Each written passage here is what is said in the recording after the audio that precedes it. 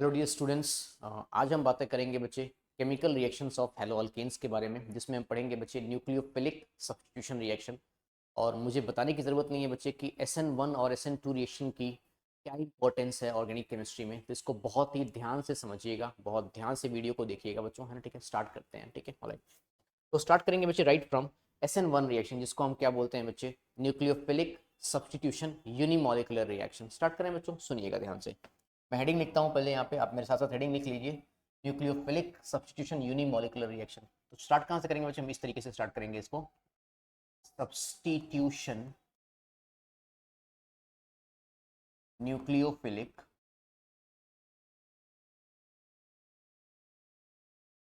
Substitution nucleophilic unimolecular. मैं सारी बातें बताऊंगा आपको कि इसको हम यूनिमोलिकुलर क्यों कहते हैं, सब्स्टिट्यूशन किस तरीके से होता है, वन बाय वन सारी बातें करेंगे बच्चे। ठीक है, ओके। और इसको शॉर्ट फॉर्म में बच्चे हम इस नाम से भी जाना करते हैं, इसको हम इस नाम से जाना करते हैं बच्चे, SN1 के नाम से जाना करते हैं। S stands for substitution, N stands for nucleophilic and 1 stands for unimolecular। ठीक है बच्चों, एक काम करते हैं बच्चे, वन बाय वन इसके बारे में जरा डिस्कशन करते हैं। ठीक है, शुरुआत करते हैं कहानी की। बहुत ही आसान सी कहानी है इसकी बच्चों, लेकिन ये ऑर्गेनिक केमिस्ट्री के बहुत इंपॉर्टेंट रिएक्शन में आता है बच्चे। ठीक है, ओके, ऑलराइट। ऑलमोस्ट हर एक चैप्टर में आपको SN1 और SN2 देखने को मिलेंगे ही मिलेंगे कंपलसरी बेसिस। ठीक है, ओके। तो स्टार्ट करें बच्चों, बहुत बेसिक सी चीज़ें हैं, ध्यान समझिएगा। यस, सुनिएगा ध्यान से बच्चों। क्या करेंगे बच्चे, यहाँ पे हमने यहाँ पर कंसिडर कर लिया, सबसे इसका फर्स्ट स्टेप जो होता है बच्चे, इसका जो फर्स्ट स्टेप है उसको हम क्या कहते हैं बच्चे, उसको हम कहते हैं formation of carbocation. This is a two step reaction first of all.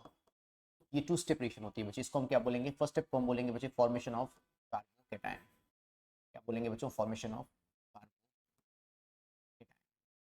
तो कार्बोकेटाइन कैसे फॉर्म होता है बच्चे, जरा इसके बारे में बातें करते हैं, सुनिएगा ध्यान से बच्चे। लेट्स सपोज मैंने यहाँ पर कोई एक कंपाउंड कंसिडर कर लिया, मैंने यहाँ पर ले लिया बच्चे R1, यहाँ पर मैंने कंसिडर कर लिया बच्चे R2, और यहाँ पर मैंने कंसिडर कर लिया बच्चे R3। मैंने यहाँ पे एक 3 डिग्री अल्काइल हैलाइड लिया हुआ है, क्या लिया बच्चे, 3 डिग्री अल्काइल। और यहाँ पर मैंने लेट सपोज कोई एक हैलाइड ले लिया, लेट सपोज मैंने यहाँ पर X मान लिया, कोई भी एक हैलोजन मान लिया, या फिर एक काम करते हैं बच्चे, कोई एक हैलोजन कंसिडर कर लेते हैं ना, यहाँ पे ज़्यादा बेहतर रहेगा। लेट सपोज मैंने यहाँ पर PR कंसिडर कर लिया। ठीक है बच्चों, ऑलराइट, 3 डिग्री अल्काइल हैलाइड हमारे पास है। ठीक है, और एक कंडीशन मैंने और माना है बच्चों, फिलहाल इस कार्बन के बारे में अगर मैं बात करूं, तो इस कार्बन को मैंने क्या मान लिया बच्चे, इस कार्बन को मैंने मान लिया बच्चे कायरल। अगर ये कायरल कार्बन है बच्चे, तो हम यहाँ पर दो प्रोसेस के बारे में और भी बातें कर सकते हैं बच्चे, दैट इज हम यहाँ पे बातें करेंगे रिटेंशन के बारे में और इन्वर्जन के बारे में, कि कब रिटेंशन प्रोडक्ट फॉर्म होता है और कब इन्वर्जन प्रोडक्ट फॉर्म होता है, इसके बारे में भी बातें करेंगे। स्टार्ट करें बच्चों, सुनिएगा ध्यान से। तो जो फर्स्ट स्टेप है बच्चे, उस फर्स्ट स्टेप में क्या हो रहा होगा सर, फर्स्ट स्टेप में बहुत आसान सा प्रोसेस है बच्चे, क्या होता है, फॉर्मेशन ऑफ कार्बोकेटाइन। इसका मतलब यहाँ पे क्या होगा बच्चे, देखो ध्यान से, यहाँ से क्या मिल रहा होगा बच्चे, यहाँ से हमें इंडक्टिव इफेक्ट मिल रहा होगा प्लस आई, यहाँ से भी क्या मिल रहा होगा बच्चे, प्लस आई मिल रहा होगा, और यहाँ से भी क्या मिल रहा होगा बच्चे, यहाँ से भी प्लस आई मिल रहा होगा। तो बेसिकली क्या होता है बच्चे, उस केस में इस कार्बन पे इलेक्ट्रॉन डेंसिटी बहुत ज़्यादा इंक्रीज हो जाती है। ठीक है बच्चे, और ये लिविंग ग्रुप यहाँ से क्या होता है बच्चे, बाहर निकल जाता है। तो फर्स्ट स्टेप जो होता है बच्चे इस रिएक्शन का, ओके ऑलराइट, वो बहुत ही स्लो स्टेप होता है। ठीक है, और इसी स्लो स्टेप को हम क्या कहते हैं बच्चे, इसी स्लो स्टेप को हम किस नाम से जानते हैं, RDS के नाम से जानते हैं। किस नाम से जानते हैं बच्चे, RDS। RDS का मतलब क्या होता है बच्चे, रेट डिटरमाइनिंग स्टेप। क्या बोलते हैं बच्चे, RDS को हम रेट डिटरमाइनिंग स्टेप के नाम से जानते हैं। ठीक है बच्चों, ऑलराइट।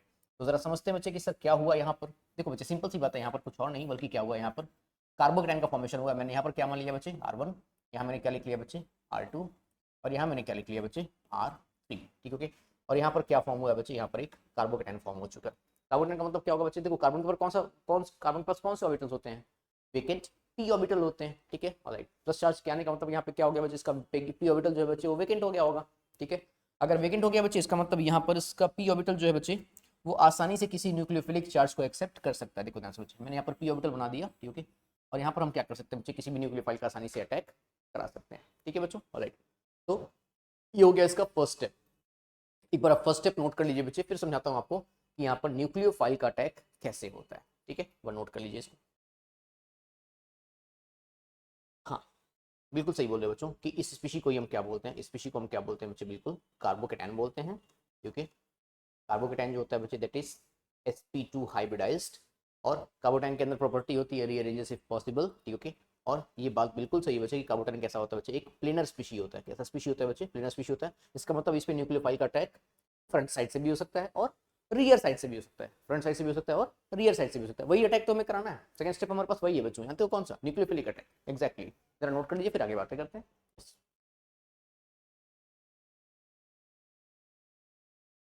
तो बच्चों जो सेकंड स्टेप हमारे पास होने वाला है यहाँ पे, वो कौन सा होने वाला है, वो कोई और नहीं बल्कि क्या होगा, अटैक ऑफ न्यूक्लियोफाइल। क्या होगा बच्चों, अटैक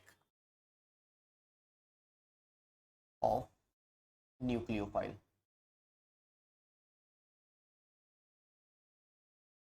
अटैक ऑफ न्यूक्लियोफाइल। तो जरा ध्यान समझिएगा बच्चे, ये स्टेप भी काफी इजी है। मैंने यहाँ पे क्या किया बच्चे, मैंने यहाँ पर वही कार्बोटेन बना लिया जो थोड़ी देर पहले मैंने आपको समझाया था। ठीक है, सपोज मेरे पास ये कार्बोटेन है, मैंने यहाँ पर क्या लिया था बच्चे, R1, यहाँ मैंने क्या लिया बच्चे R2, और यहाँ पर मैंने क्या कंसिडर किया था R3। ठीक है, यहाँ पर पॉजिटिव चार्ज आया हुआ था, और इसके पास कौन सा वेकेंट ऑर्बिटल था बच्चे, इसके पास वेकेंट पी ऑर्बिटल था, है ना। ठीक है, कुछ इस तरीके से हमने वेकेंट पी ऑर्बिटल को डिजाइन किया था। क्लियर है क्या बच्चों? ऑलराइट, वैसे भी इसकी शेप ये होती है, आप जानते होंगे बच्चे, डंबल शेप होती है। ठीक है, ऑलराइट।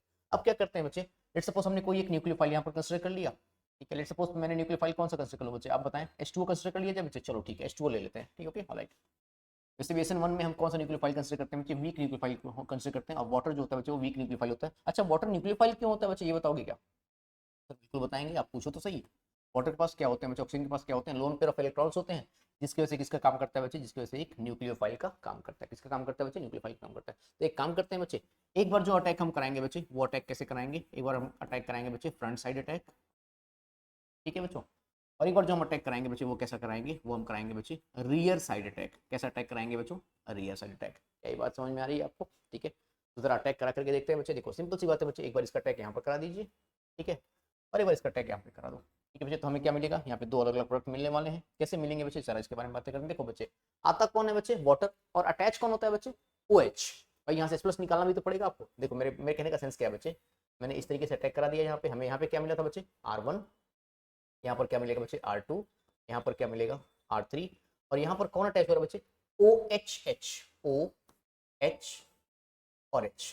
अब क्या होगा बच्चे बताओ जरा। देखो, जिस स्पीशीज ने अपने लोन पेयर ऑफ इलेक्ट्रॉन दिए हैं, ऑफ कोर्स उसके ऊपर कौन सा चार्ज आएगा, एक पॉजिटिव चार्ज आएगा। अब oxygen being an electronegative element, वो पॉजिटिव चार्ज तो एफर्ट कर नहीं सकता। ठीक है, तो नेक्स्ट स्टेप में क्या होने वाला है बच्चे, नेक्स्ट स्टेप में यहाँ से क्या होगा कि यहाँ से कोई एक हाइड्रोजन अपने इलेक्ट्रॉन डोनेट करेगा, और यहाँ से किसके फॉर्म में बाहर निकल जाएगा बच्चे, यहाँ से वो H+ के फॉर्म में क्या हो जाएगा, बाहर निकल जाएगा।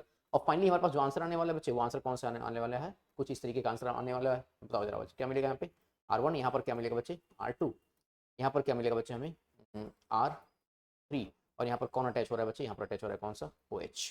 ठीक है, ऑलराइट। तो देखो बच्चों, जैसा हमारे पास न्यूक्लियोफाइल, जैसा हमारे पास अल्काइल हैलाइड था, देखो ध्यान से, यहाँ पर Br था, और उसके जगह पे अब कौन आ चुका है बच्चे, बताओ जरा, यहाँ पे OH आ चुका है। कौन आ चुका है बच्चे, OH आ चुका है। लेकिन कॉन्फिगरेशन में कोई भी चेंजेस नहीं आए। कॉन्फिगरेशन में देखो ध्यान से बच्चे, अगर हम बातें करें, उसमें कोई भी चेंजेस नहीं आए हुए हैं फिलहाल। अगर कोई भी चेंजेस यहाँ पर नहीं आए हुए हैं बच्चे, इसका मतलब हमारे पास जो प्रोडक्ट फॉर्म हुआ है बच्चे यहाँ पे, इस प्रोडक्ट को हम क्या बोलेंगे, इस प्रोडक्ट का नाम होता है बच्चे रिटेंशन। क्या बोलते हैं बच्चे, इसको हम रिटेंशन प्रोडक्ट कहते हैं। ठीक है, it means there is no change in configuration. ठीक है, इसको हम क्या बोलेंगे बच्चे, रिटेंशन। अच्छा, अगर इसके सेकंड स्टेप के बारे में बात करें बच्चे, तो हमें यहाँ पे क्या फॉर्म होने वाला है, ध्यान समझिएगा बच्चे। अब क्या होगा, अब न्यूक्लियोफाइल ने रियर साइड अटैक किया हुआ है। कहाँ पर अटैक किया बच्चे, उसने रियर साइड से अटैक किया हुआ है।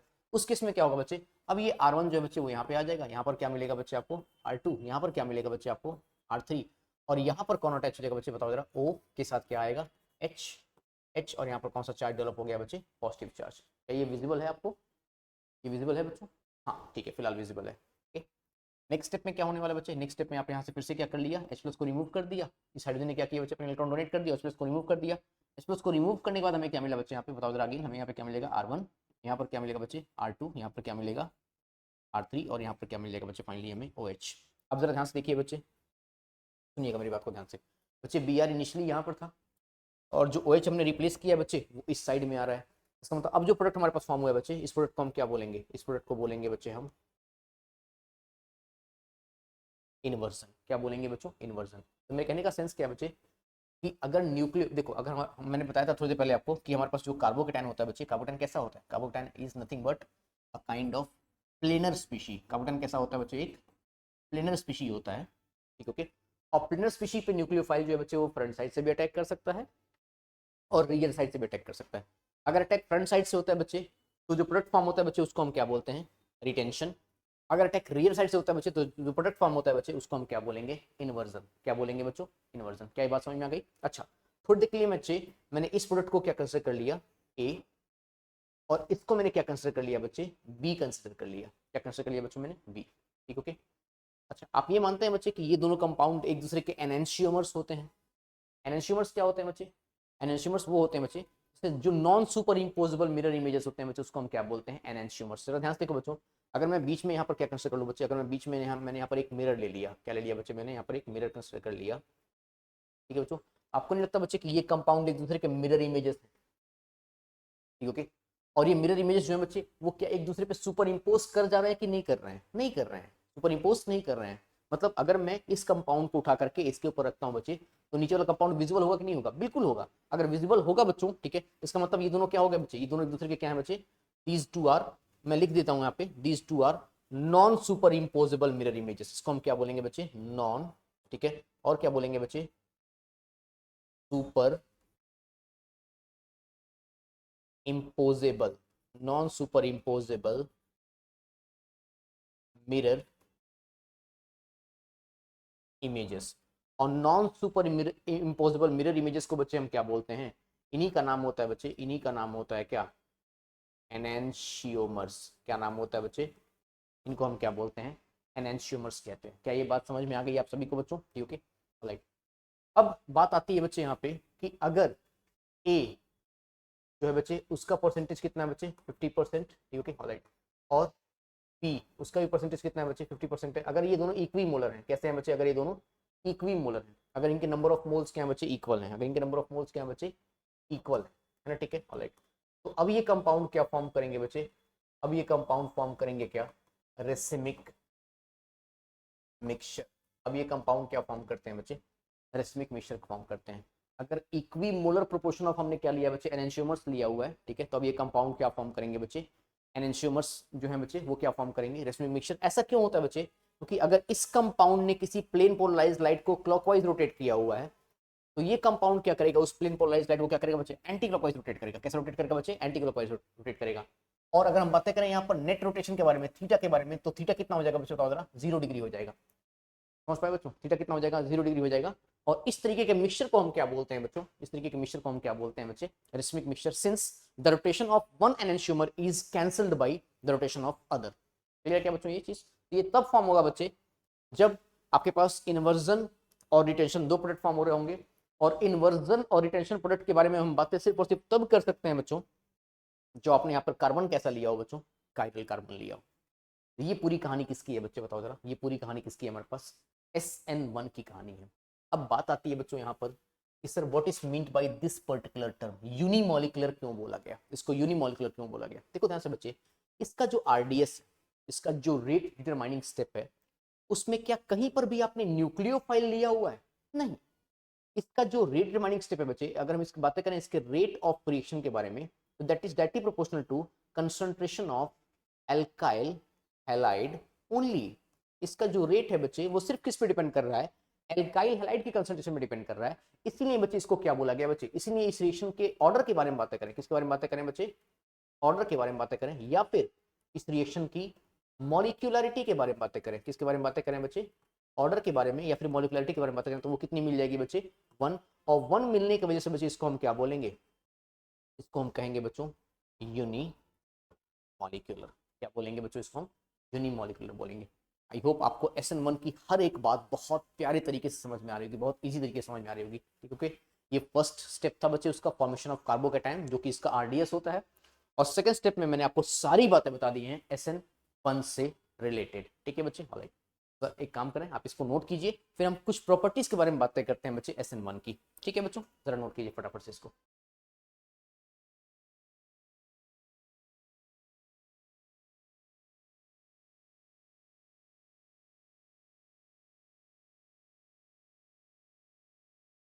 अभी हम सीखेंगे बच्चों सैलिएंट फीचर्स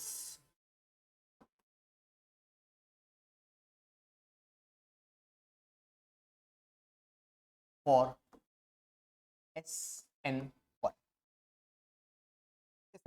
SN1 के बारे में हम सारी बातें करेंगे, बहुत सारे बच्चे बहुत सारी कंफ्यूजन होती है इसमें, मैं आपको सारी कंफ्यूजन क्लियर कर दूंगा SN1 SN2 से रिलेटेड, ठीक है बच्चों, सुनिएगा ध्यान से।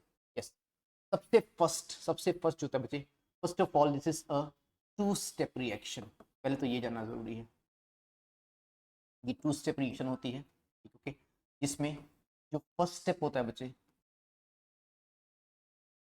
फर्स्ट स्टेप जो होता है बच्चे वो कैसा होता है, स्लो होता है। और उसी स्टेप को हम क्या बोलते हैं बच्चे, इसका उसी स्टेप को हम क्या बोलते हैं बच्चे, उसका RDS बोलते हैं। जो फर्स्ट स्टेप होता है बच्चे वो कैसा होता है, स्लो होता है, और वही क्या होता है बच्चे, इसका रेट डिटरमाइनिंग स्टेप होता है। दूसरे स्टेप के बारे में बातें करें, दूसरे पॉइंट के बारे में बातें करें बच्चे, तो rate of reaction, exactly rate of reaction depend करता है बच्चे किस पे, स्टेबिलिटी ऑफ कार्बोकेटायन पे। किस पे डिपेंड करेगा बच्चे, स्टेबिलिटी ऑफ। और ये एक और चीज जानना बच्चों, ठीक है, ओके, स्टेबिलिटी ऑफ सिर्फ कार्बोकेटायन नहीं, बल्कि मुझे क्या लिखना चाहिए यहाँ पे, स्टेबिलिटी ऑफ फर्स्ट कार्बोकेटायन। उसके बाद तो आप रीअरेंजमेंट कराओगे, उस पर डिपेंड नहीं करेगा बच्चे कौन सा पहला कार्बोकेटायन फॉर्म हुआ बच्चे, उसके बारे में बातें होती है यहाँ पे, ठीक है। Rate of reaction is stability of first carbocation. और कार्बोकेटायन की स्टेबिलिटी के बारे में आप बेहतर जानते हैं बच्चे, जरा बातें करें क्या, सबसे ज्यादा स्टेबल कौन सा प्रोडक्ट मिलता है बच्चे हमें यहाँ पे मिलता है बच्चे क्या, बैक बॉन्डिंग। उससे पुअर स्टेबिलिटी किसकी होती है बच्चे, बताइए जरा फटाफट से, यस, एरोमेटिसिटी, सही बोल रहे हो बच्चों, एरोमेटिसिटी, ठीक है। फिर हम बातें करेंगे इस बारे में बच्चे, रेजोनेंस, ठीक है बच्चों, या फिर मेसोमेरिक के बारे में, है ना, ठीक है, रेजोनेंस या फिर मेसोमेरिक इफेक्ट के बारे में। उससे पुअर स्टेबिलिटी जो होती है बच्चे वो किसकी आती है, उससे पुअर स्टेबिलिटी आती है बच्चे अगेन किसकी, हाइपर कॉन्जुगेशन। इसके बारे में बातें करेंगे बच्चे हम यहाँ पर, हाइपर कॉन्जुगेशन के बारे में, प्लस एच के बारे में बातें करेंगे। और सबसे पुअर स्टेबिलिटी जो हमें मिलती है बच्चे, वो हमें कहाँ से मिलती है, वो हमें मिलती है बच्चे इंडक्टिव इफेक्ट से मिलती है, ठीक है। हालांकि एनसीईआरटी के बारे में बातें करें तो एनसीईआरटी में उन्होंने मैक्सिमम स्टेबिलिटी जो दी है बच्चे वो इंडक्टिव पे ही दी हुई है, क्योंकि काफ़ी इजी क्वेश्चंस दिए हुए हैं। तो आपको यहाँ पर क्या देखना है बच्चे, 3 डिग्री देखना है एल्काइल हैलाइड, फिर 2 डिग्री, और फिर क्या देखना है बच्चे, 1 डिग्री। यहाँ से मैक्सिमम एनसीईआरटी के क्वेश्चन सॉल्व हो जाते हैं, ठीक है बच्चों, ऑलराइट। तो ये इसका सेकंड पॉइंट था, ये था बच्चे स्टेबिलिटी ऑफ कार्बोकेटायन, ठीक है बच्चों, ऑलराइट। थर्ड पॉइंट के बारे में अगर हम बातें करें बच्चों, तो थर्ड पॉइंट हमें यहाँ पे मिलेगा बच्चे, rate of reaction is also directly proportional to ability, sorry, directly proportional to ability of living group, ability of leaving group, इस पे भी डिपेंड करता है बच्चों, ठीक है। लिविंग ग्रुप की एबिलिटी क्या होती है बच्चे, मैंने बताया था आपको, पहले ही बता रखा हूँ, अभी भी समझ लेते हैं बच्चों, देखो ध्यान से। सबसे बेहतर कौन सा हो जाएगा बच्चे, आयोडाइड। उससे पुअर कौन सा हो जाएगा बच्चे, ब्रोमाइड। उससे पुअर कौन सा हो जाएगा बच्चे, क्लोराइड। और फ्लोराइड जो है बच्चे वो तो लीव करता ही नहीं है, क्योंकि कार्बन से फ्लोरीन की बॉन्डिंग जो है बच्चे बहुत ही अच्छी होती है, क्योंकि डिफरेंस इन साइज जो होती है बच्चे वो बहुत ही कम होती है। समझ पाए क्या बच्चों मेरी बात को, ठीक है, ऑलराइट। तो ये लिविंग टेंडेंसी होती है बच्चे, लिविंग ग्रुप जितना बेहतर रहेगा बच्चे उतनी आसानी से न्यूक्लियोफिलिक सब्स्टिट्यूशन रिएक्शन परफॉर्म हो सकती हैं, क्योंकि एक न्यूक्लियोफाइल अगर यहाँ से जाएगा तभी दूसरा न्यूक्लियोफाइल यहाँ पर क्या कर सकता है बच्चे, अटैक कर सकता है, ठीक है बच्चों। ये हमारे पास थर्ड पॉइंट था। और हम बात करेंगे किसके बारे में बच्चे, फोर्थ पॉइंट के बारे में, ठीक है, ओके। तो फोर्थ पॉइंट में बच्चे क्या होता है, फोर्थ पॉइंट हम इस्तेमाल करते हैं यहाँ पर वीक न्यूक्लियोफाइल्स का इस्तेमाल करते हैं। किसका इस्तेमाल करते हैं बच्चे, weak nucleophiles are used. Sir weak nucleophiles में कौन कौन से आ जाएंगे, कुछ सिंपल सी बात है, मैं आपके कुछ वीक न्यूक्लियोफाइल्स के एग्जांपल्स लिख देता हूँ, क्योंकि आपके एनसीईआरटी में भी दिए हुए हैं, आप वहाँ पे भी टेबुलर कॉलम से देख सकते हैं। आप यहाँ पर यूज़ कर सकते हैं बच्चे किसका, H2O का। आप यहाँ पर कोई सा भी एक अल्कोहल कंसिडर कर सकते हैं, ठीक है बच्चे। आप यहाँ पर अमोनिया कंसिडर कर सकते हैं, ठीक है बच्चे। आप यहाँ पर RNH2 अमाइन कंसिडर कर सकते हैं, ठीक है बच्चे, ऑलराइट, गिव मी सेकंड। आप यहाँ पर अमाइंस कंसिडर कर सकते हैं, आप यहाँ पर 2 डिग्री अमाइंस कंसिडर कर सकते हैं, R2NH कंसिडर कर सकते हैं। ये सारे सारे क्या होते हैं बच्चे, सारे सारे वीक न्यूक्लियोफाइल्स से विजिबल है ये, हाँ ठीक है, ओके बच्चों, ठीक है। CH3, ठीक है, CH3OH, ठीक है, ये सारे कंपाउंड्स जो है बच्चे ये वीक न्यूक्लियोफाइल्स होते हैं, आप इनका इस्तेमाल आसानी से कर सकते हो यहाँ पे, ठीक है बच्चों, ऑलराइट। कुछ पॉइंट्स और भी हैं बच्चे, जरा इन्हें आप नोट कर लीजिए, उन पॉइंट्स को भी डिस्कस कर लेते हैं। तो पॉइंट नंबर 5 के बारे में अगर हम बातें करें बच्चों, है ना, ठीक है, ऑलराइट। जो SN1 के बारे में बता रहे हैं, पॉइंट नंबर 5 में हमारे पास क्या मिलेगा बच्चे, अगेन ध्यान समझिएगा बच्चे। पॉइंट नंबर 5 में हम बातें करेंगे यहाँ पर, हम यहाँ पर इस्तेमाल स्पेशली किसका करते हैं बच्चे, हम ज़्यादातर इस्तेमाल करते हैं यहाँ पे पोलर प्रोटिक सॉल्वेंट का। इसका इस्तेमाल करते हैं बच्चे यहाँ पर हम polar protic solvents are used. सब पोलर प्रोटिक सॉल्वेंट में क्या क्या मिलेगा बच्चे, अभी थोड़ी देर पहले मैंने आपको एग्जांपल बताया था बच्चे, वो सारे सारे क्या थे, पोलर प्रोटिक सॉल्वेंट थे। कौन कौन से थे सर, हमने यहाँ पर कंसिडर कर सकते हैं बच्चे, यहाँ पर NH3 कंसिडर कर लिया, या फिर हमने यहाँ पर क्या ले लिया बच्चे, सपोज कोई सा भी एक अल्कोहल कंसिडर कर लिया, ठीक है बच्चे, ऑलराइट। हमने यहाँ पर कोई एक एसिड कंसिडर कर लिया जो H+ आयन डोनर होते हैं बच्चे, ठीक है, ऑलराइट। वो कंपाउंड जो क्या होते हैं बच्चे, H+ आयन डोनर होते हैं बच्चे, ठीक है ऑलराइट। या फिर जहाँ पर हाइड्रोजन जो है बच्चे वो ऑक्सीजन से कनेक्टेड होता है, ठीक है, उसको हम क्या बोलते हैं, स्पेशली पोलर प्रोटिक सॉल्वेंट्स के अंदर आते हैं बच्चों वो, ठीक है ऑलराइट। चलिए आगे बातें करते हैं बच्चों, ठीक है सुनिएगा ध्यान से। अगर हम बातें करें 6th पॉइंट के बारे में, ठीक है, तो फर्स्ट ऑफ ऑल SN2 के बारे में बातें करें या फिर SN1 के बारे में बातें करें, दीज आर एक्सोथर्मिक रिएक्शंस। कैसे होती हैं बच्चे रिएक्शंस? एक्सोथर्मिक रिएक्शंस होती हैं, इनके बारे में अगर हम बातें करें तो यहाँ पर delta H change in enthalpy की जो वैल्यू होती है बच्चे वो क्या होती है, नेगेटिव होती है। बेसिकली क्यों? क्योंकि यहाँ पर एनर्जी रिलीज हो रही होती है, यहाँ पर बॉन्ड का फॉर्मेशन हो रहा होता है बच्चों, इसलिए एनर्जी क्या होती है यहाँ पे रिलीज होती है, ठीक है। अच्छा 7th पॉइंट के बारे में अगर हम बातें करें बच्चे, ठीक है, तो यहाँ पर दोनों के चांसेस हैं बच्चे, ठीक है, both retention sorry both retention and inversion products are possible. Both retention and inversion products are possible provided carbon should be chiral. Carbon should be chiral, ठीक है बच्चों। अगर कायरल कार्बन है बच्चे तो दोनों प्रोडक्ट के चांसेस हैं, किसके किसके बच्चों, रिटेंशन प्रोडक्ट भी फॉर्म हो सकता है और इन्वर्जन प्रोडक्ट भी फॉर्म हो सकता है। अभी थोड़ी देर पहले मैंने आपको रिटेंशन और इन्वर्जन समझाया था बच्चे, याद है, ठीक है, देखिए ध्यान से। ये था हमारे पास बच्चे इन्वर्जन और ये क्या था हमारे पास रिटेंशन, ठीक है बच्चे। I mean there might be chances of racemization, racemic product racemic mixture form होने के चांसेस होते हैं, ठीक है बच्चों राइट। चलिए फिर आगे बातें करते हैं बच्चों, ठीक है। अच्छा तो यहाँ पर मैंने सारी चीज़ें ऑलमोस्ट आपको बता दी हुई हैं, ठीक है राइट। तो ये हमारे पास क्या था बच्चे, SN1 रिएक्शन, ठीक है। तो थोड़ा सा इसको ध्यान से पढ़ना पड़ेगा बच्चे, ध्यान से समझना पड़ेगा, ठीक है। हर एक कॉन्सेप्ट हमने ऑलमोस्ट इस सेक्शन का क्लियर कर लिया हुआ है, ठीक है। अब हम बातें करते हैं किसके बारे में बच्चे, अब हम बातें करेंगे SN2 रिएक्शन के बारे में। फिलहाल आप इस कॉन्सेप्ट को जरा जल्दी से नोट कर लीजिए, ठीक है ऑलराइट, जल्दी नोट करें।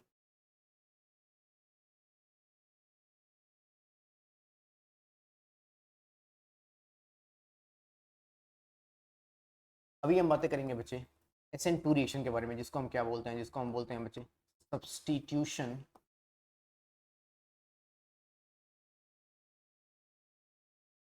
न्यूक्लियोफिलिक बाइमॉलिक्यूलर, सब्स्टिट्यूशन न्यूक्लियोफिलिक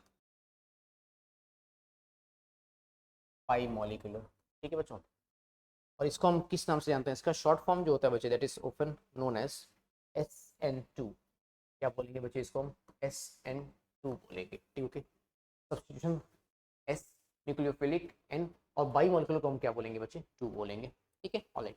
तो स्टार्ट करते हैं बच्चे, इसके बारे में भी जरा जानकारी करते हैं कि ये क्या चीज़ है, कौन सी पहाड़ चीज़ है, इसके बारे में भी जानकारी कर लेते हैं। इंपॉर्टेंट बहुत है बच्चे, ये ध्यान समझिएगा, ठीक है। तो एक काम करते हैं बच्चों, लेट सपोज मैंने यहाँ पर कोई एक कंपाउंड कंसिडर कर लिया, लेट सपोज मैंने यहाँ पर कंसिडर कर लिया बच्चे एक कार्बन ले लिया, ठीक है। इस कार्बन पे मैंने लेट सपोज यहाँ पर कोई एक अल्काइल ग्रुप लगा दिया, यहाँ पर मैंने हाइड्रोजन ले लिया और यहाँ पर मैंने हाइड्रोजन का एक आइसोटोप ले लिया बच्चे, डी याद है बच्चे क्या होता था, D is nothing but deuterium, ठीक है। हाइड्रोजन का क्या होता है बच्चे, एक आइसोटोप होता है, ठीक है, इसको हम क्या बोलते हैं, ड्यूटीरियम बोलते हैं। पर्पस क्या था बच्चे कि मेरे पास यहाँ पर जो एल्काइल हैलाइड है, ठीक है, दिस शुड बी काइरल, ये बताने का पर्पस था मेरा बच्चे, इसलिए मैंने यहाँ पर अलग अलग कंपाउंड्स कंसिडर किए हुए हैं। मतलब जिस कार्बन की चारों वैलेंसीज डिफरेंट होती है बच्चों, उसको हम क्या बोलते हैं, उसको हम काइरल बोलते हैं। क्या बोलते हैं बच्चों, काइरल बोलते हैं, ठीक है ऑलराइट। तो यहाँ पर बेसिकली क्या होने वाला है सर, यहाँ पर एक छोटा सा काम होता है बच्चे, बताता हूँ आपको जानकारी के लिए, कि यहाँ पर जो न्यूक्लियोफाइल अटैक करता है बच्चे, उस न्यूक्लियोफाइल का अटैक रियर साइड से होता है। यहाँ पर जो न्यूक्लियोफाइल अटैक करेगा बच्चे, वो कहाँ से अटैक करेगा, रियर साइड से अटैक करेगा। क्यों? क्योंकि रियर साइड से स्टेरिकनेस बहुत ही कम मिलती है बच्चे, रियर साइड से क्या होता है बच्चे, स्टेरिकनेस बहुत ही कम मिलेगी। तो एक काम करते हैं बच्चे, हमने यहाँ पर कंसिडर कर लिया, लेट्स सपोज हमने यहाँ पे कोई एक न्यूक्लियोफाइल ले लिया, सपोज हमने यहाँ पे CN नेगेटिव ले लिया, क्या ले लिया बच्चे, CN नेगेटिव ले लिया, ठीक है बच्चों। और इस CN नेगेटिव ने क्या किया बच्चे, इस CN नेगेटिव ने रियर साइड अटैक कर लिया। क्या कर लिया बच्चे, CN नेगेटिव ने रियर साइड अटैक कर लिया बच्चे, और यहाँ से इस बॉन्ड को क्या कर दिया बच्चे, अटैक कर दिया इसने, ठीक है। तो थोड़ी देर के लिए बच्चे बेसिकली क्या होता है यहाँ पे, थोड़ी देर के लिए यहाँ पे एक भयंकर अनस्टेबल ट्रांजिशन स्टेट का फॉर्मेशन होता है। थोड़ी देर यहाँ पर क्या फॉर्म होता है बच्चे, यहाँ पर एक भयंकर अनस्टेबल ट्रांजिशन स्टेट का फॉर्मेशन होता है। वो कैसे होता है सर, जरा बातें करते हैं, ध्यान से देखिएगा बच्चे। भाई मैंने यहाँ पर क्या बना लिया, मैंने यहाँ पर बना लिया बच्चों R, जरा ध्यान से देखना बच्चे, मैं सारी चीजें मेंशन कर रहा हूँ। यहाँ पर मैंने R लिख लिया, ठीक है बच्चे। यहाँ मेरे पास क्या था, कार्बन था, ठीक है। एक काम करते हैं बच्चे, यहाँ मैंने R लिख लिया, ठीक है। यहाँ पर मैंने क्या बनाया था बच्चे, H, यहाँ मेरे पास क्या था बच्चों, D था, ठीक है। अब जरा गौर से समझना बच्चों, सुनिएगा मेरी बात को। देखो बच्चों ध्यान से, भाई ये बी आर वाला बॉन्ड क्या हो रहा था बच्चे, ब्रेक रहा था, ब्रेक हो रहा था। ये बी आर वाला बॉन्ड क्या हो रहा था बच्चों, ब्रेक हो रहा था। और यहाँ पर एक नया बॉन्ड क्या हो रहा था बच्चे, फॉर्म हो रहा था। सभी को विजिबल है क्या बच्चों, यहाँ पर एक नया बॉन्ड क्या हो रहा था, give me a second guys. यहाँ पर एक नया बॉन्ड क्या हो रहा था बच्चे, फॉर्म हो रहा था। वो बॉन्ड किसका था बच्चे, वो बॉन्ड सी एन का था। किसका था बच्चों, सी एन का बॉन्ड फॉर्म हो रहा था। इज इट विजिबल गाइस, हाँ ठीक है, ऑलराइट। इस स्टेट को हम क्या बोलते हैं बच्चे, इसी स्टेट को हम क्या बोलते हैं, स्टेट को हम बोलते हैं बच्चे ट्रांजिशन स्टेट। क्या बोलते हैं बच्चों, ट्रांजिशन स्टेट। और इसका टाइम पीरियड बहुत ही कम होता है, क्योंकि ये भयंकर अनस्टेबल होती है बच्चे। इसका जो टाइम पीरियड होता है बच्चे, that comes out to be 10 to the power -6 seconds. इसको हम कोई स्टेप कंसीडर करके नहीं चलते हैं। ये कोई स्टेप है क्या बच्चे, 10 टू द पावर -6 सेकंड्स की ट्रांजिशन स्टेट। ये सेकंड स्टेप रिएक्शन नहीं है, एक स्टेप रिएक्शन होती है ये, सिंपल एक स्टेप रिएक्शन होती है। ये इसका आरडीएस होता है बच्चे। ये फर्स्ट स्टेप ही होता है बच्चे, यही क्या होता है बच्चे, इसका आरडीएस होता है। और यही क्या होता है बच्चे इसका, यही क्या होता है बच्चे इसका स्लो स्टेप होता है। तो सारी चीज डिपेंड करेंगी बच्चे ट्रांजिशन स्टेट की स्टेबिलिटी पे, जो कि हाईली अनस्टेबल होता है। क्योंकि कैसा होता है बच्चे, हाईली अनस्टेबल होता है। जरा ध्यान समझिएगा बच्चों। अच्छा, अनस्टेबल क्यों हुआ, जरा इसके बारे में बातें करेंगे, लेकिन थोड़ी देर पहले मैं कुछ बातें और बताता हूँ आपको। हमें यहाँ पे मिलेगा क्या बच्चे, बताओ जरा देखो ध्यान से। क्या हो रहा होगा बच्चे कि ये बॉन्ड धीरे धीरे ब्रेक हो रहा होगा, ये बॉन्ड क्या हो रहा होगा बच्चे, फॉर्म हो रहा होगा। हमारे पास जो फाइनल रिजल्ट आने वाला है बच्चे, वो कैसा आने वाला है सर, वो आने वाला है कुछ इस तरीके का। यहाँ पे हमें क्या मिलेगा बच्चे, सी एन, ठीक है। हमें यहाँ पे क्या मिलेगा बच्चे, बताओ जरा। हमें यहाँ पे मिल जाएगा बच्चों एच, ठीक है। यहाँ पर हमने क्या लिया था बच्चे, आर लिया था, यस। और नाम हमें क्या मिलेगा बच्चे, D. D means deuterium. Deuterium is often known as isotope of hydrogen, mass 2 होता है, ठीक है बच्चों, ऑलराइट। तो हमें यहाँ पे जो प्रोडक्ट ऑब्टेन हुआ बच्चे, वो प्रोडक्ट आप बताएंगे जरा बच्चे, कौन सा ऑब्टेन हुआ है, that is nothing but inversion product. मतलब यहाँ पर क्या हुआ बच्चे, यहाँ पर हुआ है इन्वर्जन ऑफ कॉन्फ़िगरेशन, सॉरी। यहाँ पर क्या हुआ है बच्चों, यहाँ पर हुआ है इन्वर्जन ऑफ कॉन्फ़िगरेशन।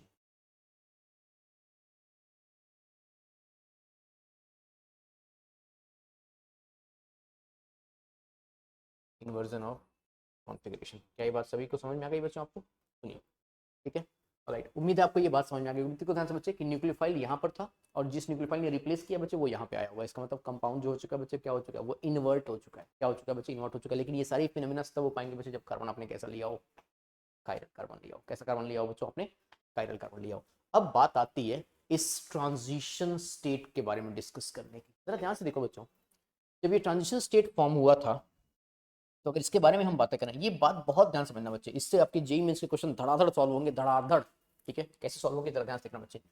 अगर मैं बात करूं यहाँ पर एक इलेक्ट्रॉन, ठीक है बच्चे, एक इलेक्ट्रॉन यहाँ पे है, ठीक है बच्चे, ऑलराइट। कितने बॉन्ड फॉर्म हो रहे हैं बच्चे टोटल, यहाँ पे 5 बॉन्ड्स फॉर्म हो रहे हैं। कितने बॉन्ड फॉर्म हो रहे हैं बच्चे यहाँ पे, टोटल 5 बॉन्ड्स फॉर्म हो रहे हैं। अगर 5 बॉन्ड्स फॉर्म हो रहे हैं बच्चे यहाँ पे, इसका मतलब डेफिनेटली इस कंपाउंड के बारे में पता करें तो हमें यहाँ पे क्या हो रहा है बच्चे, बताओ जरा। कितने इलेक्ट्रॉन्स मिल रहे हैं बच्चे, 10 इलेक्ट्रॉन्स मिल रहे हैं, 10 इलेक्ट्रॉन्स मिल रहे हैं। क्या कार्बन 10 इलेक्ट्रॉन्स को एफोर्ड कर सकता है, नहीं। इसका मतलब ये जो ट्रांजिशन स्टेट फॉर्म हुई है बच्चे, this transition state is highly unstable ना बच्चे। ये चीजें आपको बहुत कम लोग बताएंगे, बहुत कम लोग बताएंगे। This transition state is highly unstable. अगर ये हाईली अनस्टेबल ट्रांजिशन स्टेट है बच्चे, तो हमें यहाँ से इलेक्ट्रॉन और डालने की जरूरत है, इलेक्ट्रॉन निकालने की जरूरत है। यहाँ से इलेक्ट्रॉन क्या करने की जरूरत है बच्चे, निकालने की जरूरत है, क्योंकि 10 इलेक्ट्रॉन कार्बन कभी भी अफोर्ड नहीं कर सकता। इसका मतलब एक चीज समझ पाए बच्चे, अगर मैं ये बोलता हूँ बच्चे कि इस रिएक्शन का रेट जो है बच्चे, वो किस पे डिपेंड कर रहा है, वो डिपेंड कर रहा है बच्चे किस पे, स्टेबिलिटी ऑफ ट्रांजिशन स्टेट पे। किस पे बच्चों, ट्रांजिशन स्टेट की स्टेबिलिटी पे, स्टेबिलिटी ऑफ ट्रांजिशन स्टेट। एक मिनट बच्चों, है ना, ठीक है, स्टेबिलिटी ऑफ ट्रांजिशन स्टेट पे, ठीक है, ओके, ऑलराइट। मैं यहाँ पे लिखता हूँ बच्चों, क्या, स्टेबिलिटी ऑफ ट्रांजिशन स्टेट।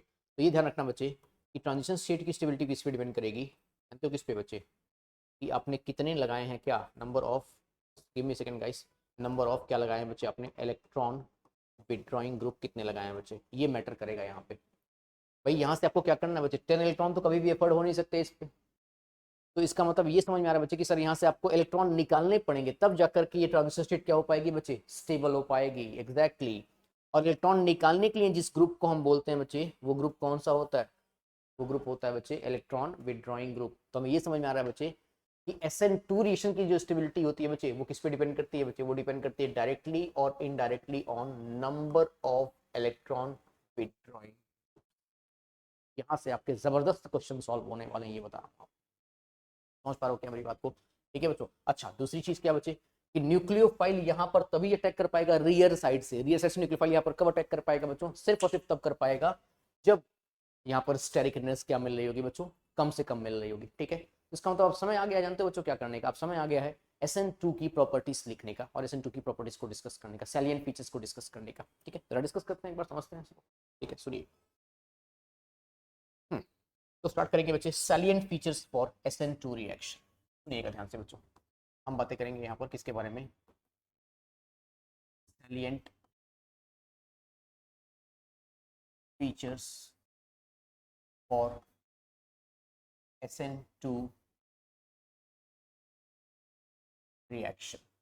ठीक है बच्चों, सुनिएगा ध्यान से बच्चे, सबसे फर्स्ट पॉइंट मैं लिखता हूँ यहाँ पर, वो क्या है बच्चे, कि rate of reaction is directly proportional to, अभी थोड़ी देर पहले मैंने बता भी दिया बच्चे आपको, वो क्या था बच्चे,